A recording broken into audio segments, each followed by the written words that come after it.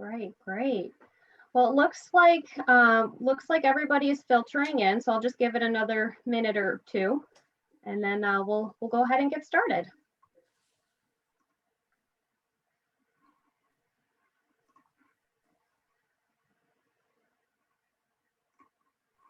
All right, let's go ahead and get started. So hello, everyone, and thank you for joining our webinar, Women and Retirement. For those of you that don't know me, I'm Megan Renato. I'm a certified financial planner with Thorley Wealth Management. Before we get started, just some quick housekeeping items. All participants are placed in listen-only mode. However, if you do have any questions throughout the presentation, please email them to info@thorleywm.com. That's info@thorleywm.com. We'll answer as many questions as time permits at the end. So without further ado, first of all, I'd like to thank Adam Sidebottom, Regional Investment Consultant and Vice President with Rowe Price, for his help with planning our event and securing our guest speaker, Megan Hobbs. Thank you, Adam. We are thrilled to have Megan with us today to lead the discussion about some of the unique financial challenges facing women, as well as some simple steps to take in planning for retirement. Megan has been in the financial industry since 2003 and joined Rowe Price in 2017. Prior to her current role as Vice President and Broker-Dealer Divisional Sales Manager at Rowe Price, she served as a Divisional Manager at Janus Henderson for over 14 years. Megan obtained her MBA in Business from the University of Colorado and currently resides in Greenland, New Hampshire, with her husband and 3 daughters. Please join me in welcoming Megan Hobbs. Well, thank you so much, Megan, for having me here today. I'm just going to pull up my slides real quick, and I promise you that at the end of this, I will turn on my camera and you can see me. So to get started, I think that this is such an important topic that isn't discussed enough with women. And if you think about it, if you think about your grandmother's retirement and what that looked like. I know for my case and my story, my one grandmother, we like to call her Grandma Joe, lived in Alabama the last 25 years of her life, originally raised in New York. That's where I grew up as well. And for the last 25 years of her life, she lived alone as a widow. On my mother's side, my Grandma Wolf was what we called her. She lived the last 10 years of her life down in Florida. She also grew up in New York, and my grandfather was a retired fire department. He started the Levittown Fire Department. My grandmother raised 3 girls, my mom of which was the youngest. She's about 15 and 17 years younger than her sisters.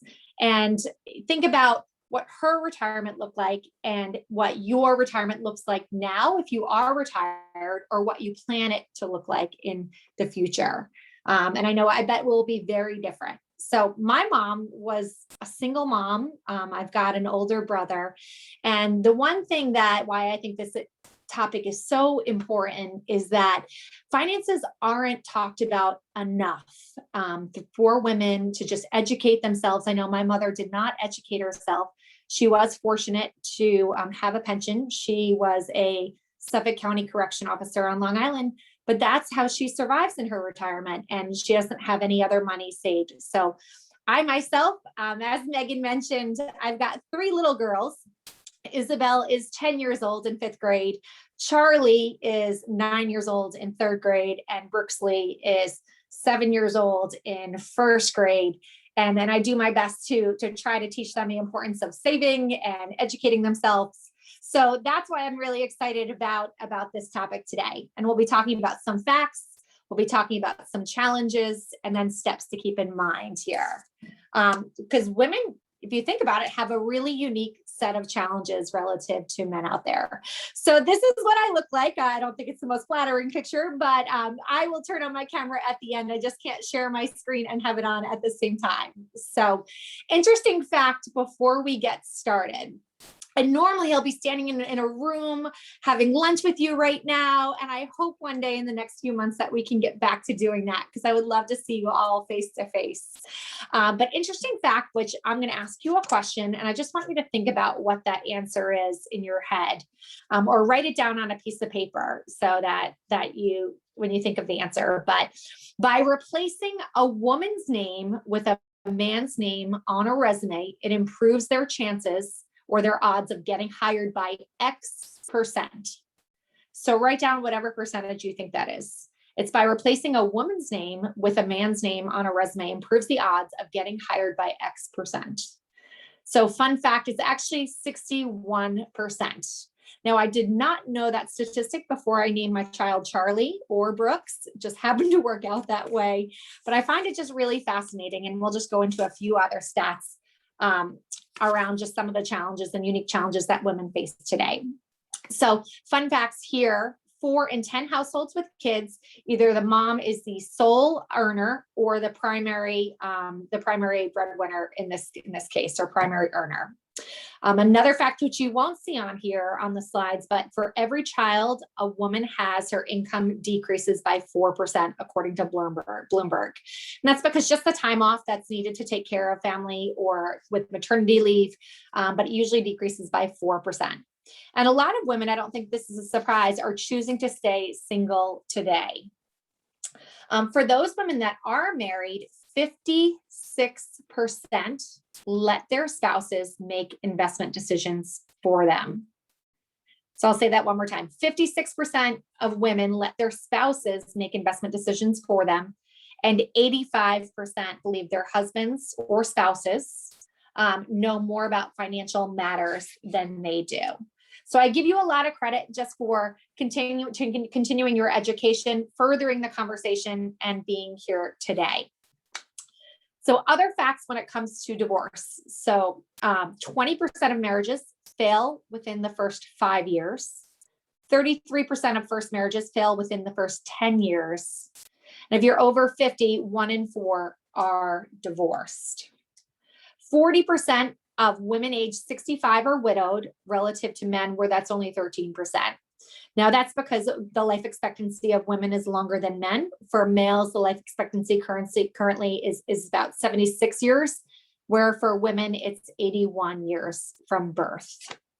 So what does all of that mean and why should it matter? Well, the bottom line is 90% of women will end up with the sole responsibility of managing their investments at one point or another. So T. Rowe Price is an asset manager based down in Baltimore, Maryland. And one thing about us is we started in this business really focusing on retirement plans beyond and investments, but we've done tons of research and tons of studies to look at folks that are retired, folks pre-retirement, and figure out what can we learn from them. So in this case, in this study, we really focused on millennial women. And we said, okay, relative to their counterparts, their male counterparts, what can we learn from them? Well, what we have learned is that millennial women tend to be more educated. So 60% of degrees are earned by women today versus men. Also, women control a lot of the consumer spending out there. So about 80% of consumer spending is influenced by women today. But on the flip side, as you can see on these slides here, women do on average make less than men today, about 80 cents on the dollar. Contributions to their 401k plans are less. So about 5% relative to 8% of what men contribute to their 401k plans. And because women are only contributing on average 5% versus 8%, their balances tend to be lower. And I will throw out there, when I mentioned that women earn 80 cents on the dollar, I did actually listen to a really interesting study and podcast about a few weeks ago, and it's not always relative to the same exact job.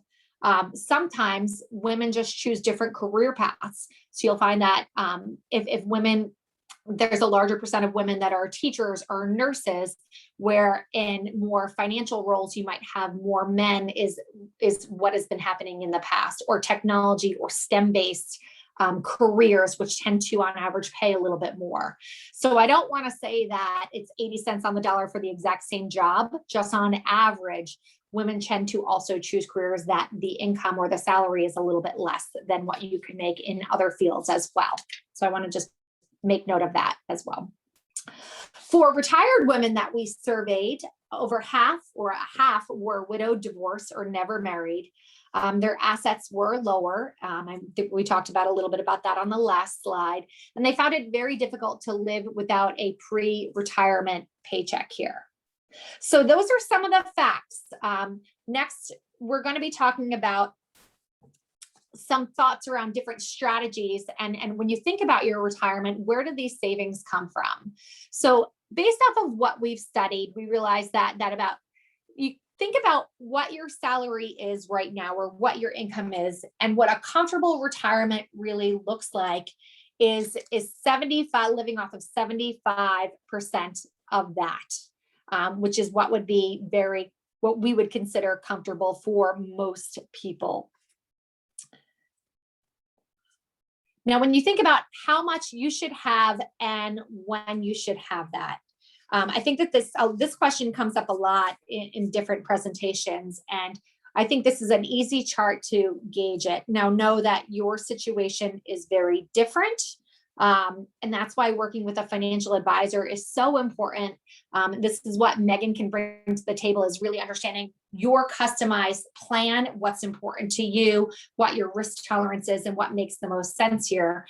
But when you think about how much you should have when, on average, this is just a general benchmark. Say, for example, if you make $100,000, just for simple math terms here, at age 30, you should have about half of that saved, so $50,000. At age 40, you would have about $200,000 to $250,000 saved of that. At age 50, you would have 3.5 to 6 times of what your salary is. So for simple math, you'd have about $350,000 to $600,000 saved. So by the time you were 65, you'd have somewhere in the ballpark of $800,000 to $1.4 million saved, is what we feel like, based off of our studies, would be a good benchmark to go off of and try to figure out what would be appropriate and how much when. So how do you get there? Now, that sounds like a big number, I'm sure, to a lot of folks, but how do you actually save that much, and what's the strategy behind it? Well, the goal would be to live off of save about 15% of your salary. Start with about 6% in savings or contributions, and then increase that 6%. You can do it by 1 or 2% each year until you get to the targeted 15%. This is an interesting chart here. I'm not going to go over every line in this chart, but what you can see here is the earlier you start, the better on it. So the earlier you start, the better, and the faster you can get to that 15%, the better off, and just understanding the compounding behind it, the benefits you'll receive in retirement. So the faster your account will grow on average. Once you think about how you're going to save that and where it's going to come from, I would say the next part, and why it's important to work with a financial advisor, is to figure out what your asset allocation looks like. And these are just broad strokes or general themes here, but what you will notice in understanding this slide is that as you move throughout life and you move from your 20s into your 30s, into your 40s, you'll notice that dark blue piece there, which is your stocks or your equity piece, tends to get smaller and smaller as you move through each decade.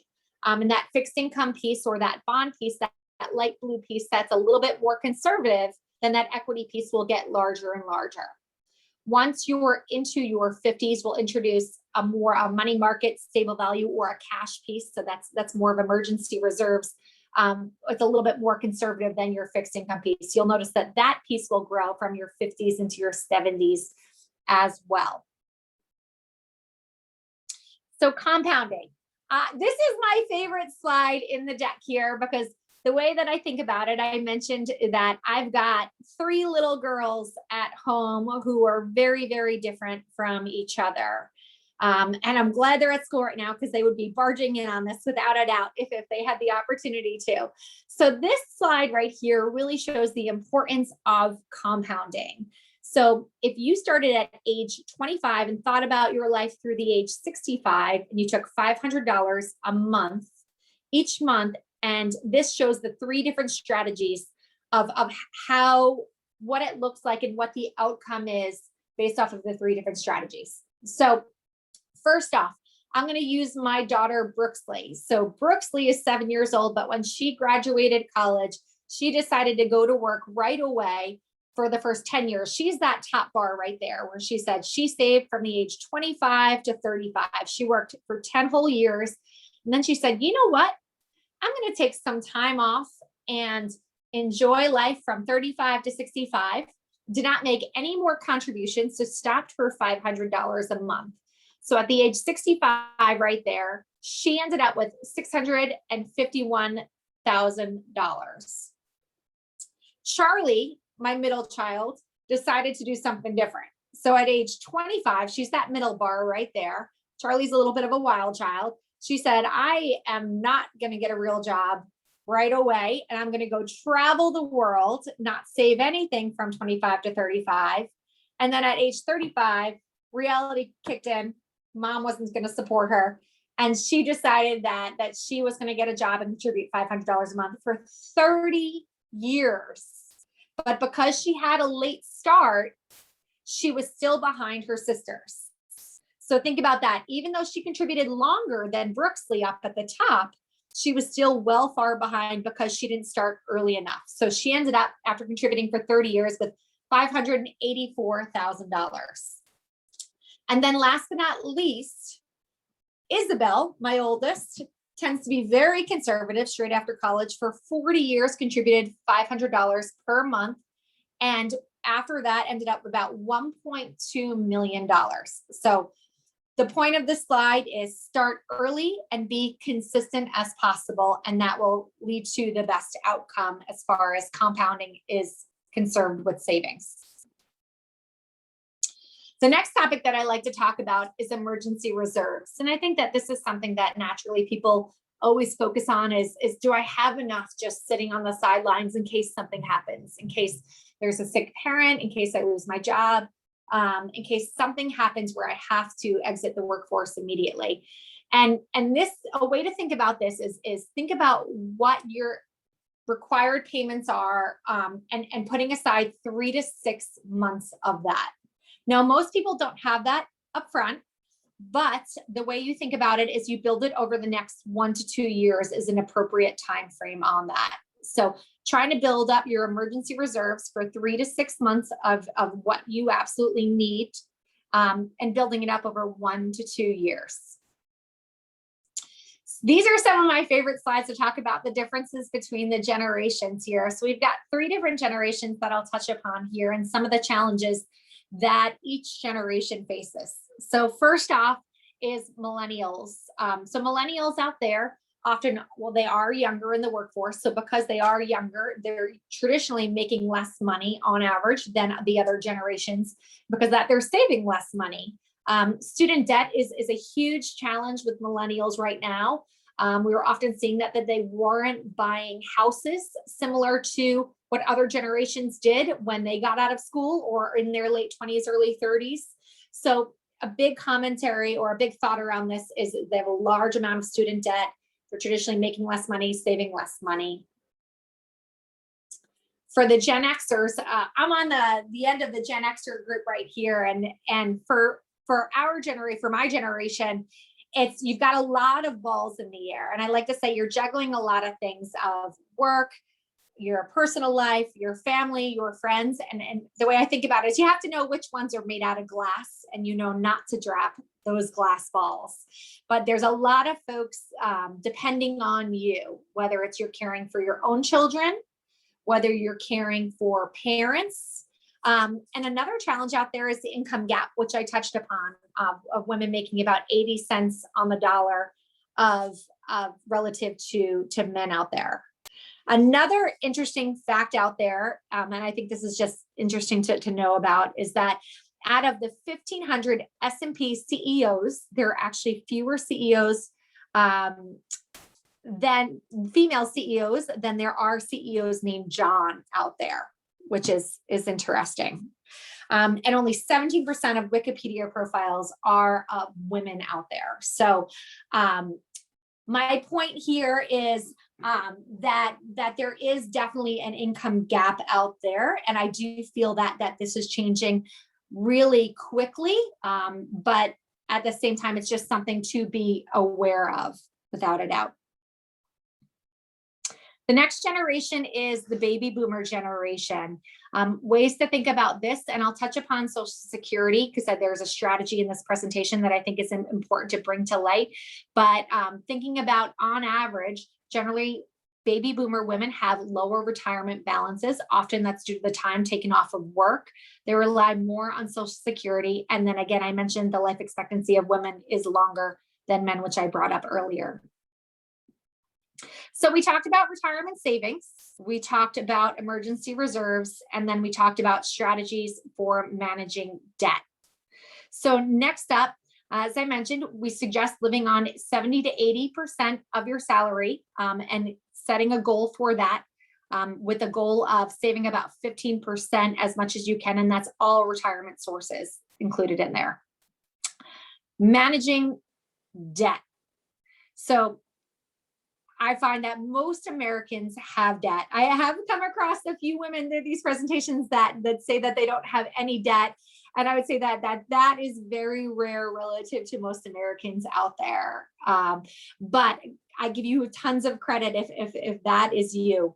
But the way that you think about managing debt is really targeting high interest credit cards first and accelerating payments, being really consistent with paying them off and making sure that you've got a plan for it and setting a schedule, a time frame behind it. There's two different strategies when you think about how you are going to pay off debt. One makes you feel really good, which we like to call the behavioral approach. And the second one is the economic approach. And I just want to remind everybody out there, just mid-presentation, I know that I'm going through a lot very quickly. I know that Megan mentioned this in the beginning, but if you have any questions whatsoever, please don't forget to email info@thorleywm.com to make sure that you get your questions answered, because I probably have a million thoughts running through your head right now about this. So just want to make a reminder out there on that. But going back to managing debt and the behavioral approach versus the economic approach. So the way you think about it is, the behavioral approach is if you have 4 credit cards, just paying off the lowest balance first, right? So if in this example, it's $200, you pay it off really, really quickly. And then you've got 3 to go. And then you manage the one with $500. You pay that one off really quickly, as quick as you can. And then you're down to 2 credit cards. But the best way for your financial situation is to really focus on the economic approach and looking up all the interest rates on your statements and focusing on the ones with the highest interest rate first. That will keep the most money in your pocket. And that's the best way to think about it, even though the behavioral approach probably makes you feel much better by paying off the one with the lowest balance first. The other strategy will keep more money in your pocket. So as I mentioned, also just continuing payments and setting a regular time frame on this. Now, one thing I will tell you is I will never claim to be a Social Security expert. That's why Megan is out there and she can bring resources available to depending on what your situation is, bring a lot more knowledge behind Social Security than what I can right here. But what I will share with you is one strategy to think about, whether it works for you, maybe it works for a friend, maybe it works for a relative, to think about here. And it's a broad concept. So what I mean by that is, in this situation, when you're looking at this screen right here, you've got a couple, one of which makes $90,000 a year or prior to retirement, and the other one makes $50,000, which we call the low earner. So the low earner is in dark blue. The high earner that makes $90,000 before retirement is in gray area, in the gray area. One individual lives to the age of 83, and then the other one lives to the age of 95.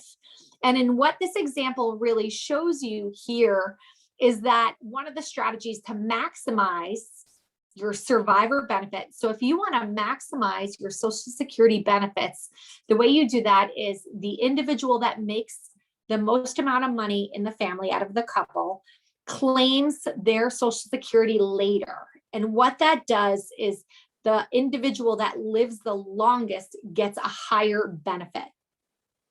So again, I'll say it again. So if you want to maximize your Social Security benefits here, the higher earner has to claim later. So that's the general concept here. But again, by working with a financial advisor, your own situation will be very unique. So working with a professional to answer your specific questions is probably the best way to go when it comes to Social Security. So focusing on what you control here. Now, things to know is know your financial situation.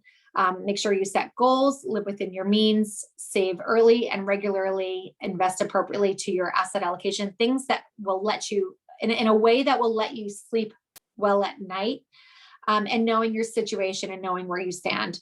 My husband, Scott, and I, we go to this Greek restaurant every January and sit outside by the fire pit and bring every financial statement. And we've got one night where neither of us really enjoy doing it, but it's just something that needs to get done. So just making sure that you put it on the calendar and you know that you're going to go through all of your paperwork and all of your statements to get a really clear understanding, so that everybody's on the same page. And even best, doing it with a financial advisor so that you're being as thorough as possible. As I mentioned, review your situation at least annually and continue to educate yourself and continue the conversation. Now, there are many benefits here with working with a financial advisor, which you can see here, but I want to actually share a story with you. So I'm going to stop sharing my screen and I'm going to come back to you so you can see me. There I am. So I'm going to share a quick story for you, and you can see many benefits for working with a financial advisor. But think about this story real quick. Now that you can see me and you know a little bit about my background, I want you to write down on a piece of paper, since I can't ask you out loud right now, what do you think my first job was right out of college? So the question is, what was my first job straight out of college? And write it down real quick on a piece of paper. We'll see if you're right. So the most answers I get is I was a coach or a waitress or worked at, in an office. Well, I'm guessing that most people wouldn't get this right, but technically I worked at Club Med. I was a flying trapeze instructor. They call it a gentile organizer, a circus geo, and I worked down in Ixtapa, Mexico. And that's actually how I met my husband. He was a scuba geo at the time, and then we came back to the real world. But when you think about the circus and you think about the trapeze, there is a ladder that's 30 feet high where you have to climb up, and you can only put one hand on top of the other because that's about the width of it. When you get 30 feet up, you stand on a board that is about a foot wide, and you have to reach out pretty far and grab the bar. Now, there's one thing that gives every flying trapeze artist peace of mind at night. And you're probably thinking, you know what that is? And most people get it right, but it's the net. So the net is what gives you peace of mind, because when something doesn't go right, the net is there to catch you. And the way that I think about Megan and her role and working with a financial advisor is they are the net. They are there to keep you on track. They're there when market volatility hits. They're there when you don't know what question to ask. They're there to really catch you if there's a situation going on either in the world, in the market, in your family, and to keep you on track. So that's the way I view what a financial advisor's role is within an individual's life or a client's life right there. So with that, I hope that you walked away with a few strategies, a few thoughts about different ways to save, different ways to think about retirement, some of the challenges that women face today, whether it's the facts, next steps to keep in mind, and just the unique challenges that we face. So with that, I would love to hand it back to Megan, and see if I can answer any questions at all. Oh, great. Thanks, Megan. So I don't think you have that on your LinkedIn profile that you were a trapeze instructor. Wow. That, nope, definitely wasn't going to guess that. So that's pretty cool. I was wondering if it was going to be in the intro. I was wondering if Adam found a way to work it in or not. Nope, I didn't hear about that. So I'm glad that you brought that up. That's pretty cool. So, well, Megan, thank you so much for your time today. One question that did come through is, so with your three daughters, is there anything that you're doing right now with them to, continue the conversation with them and have open dialogue about finances and planning for their futures? Yeah, there's, it's interesting because there's a lot of podcasts out there about confidence and women, and they're really young, but you want them to be open about it and be able to, discuss it, but also realize that some people are private at the same time. So we want to be open about it within the family to have open dialogue, but not necessarily go out and then share those same conversations with their teachers or friends, right? So it's having that balance and knowing at what age they're mature enough to really understand that and grasp that concept. I personally, their birthday present is a match, is what I do in my family. So whatever they save throughout the year is what their birthday present is. So if they save $100 from gifts throughout the year, their match is $100 from me and my husband. If they save $20, and we've got some spenders in the family, like my 9-year-old loves to shop. But then you get $20. If you save $5, you get $5. So I'm thinking of it as, and I get stole this idea from a friend. I didn't come up with it myself, but I think of it as it's similar to understanding what a 401k and the matching benefits can do for you as an adult. So trying to teach that and instill that at an early age with the kids. But there's some also great books out there. Yeah, no, that's a great idea. Absolutely. Starting them early to understand sort of that concept of compounding interest and getting matches on what you save. So that's wonderful.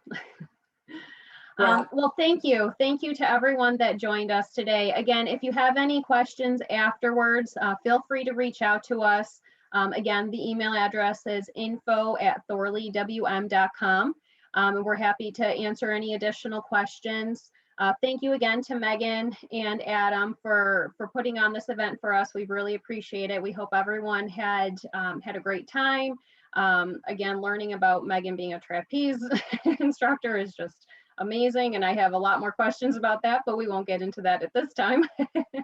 But I hope that you all took away something, and I hope you all have a wonderful day. Take care. Thank you. Bye.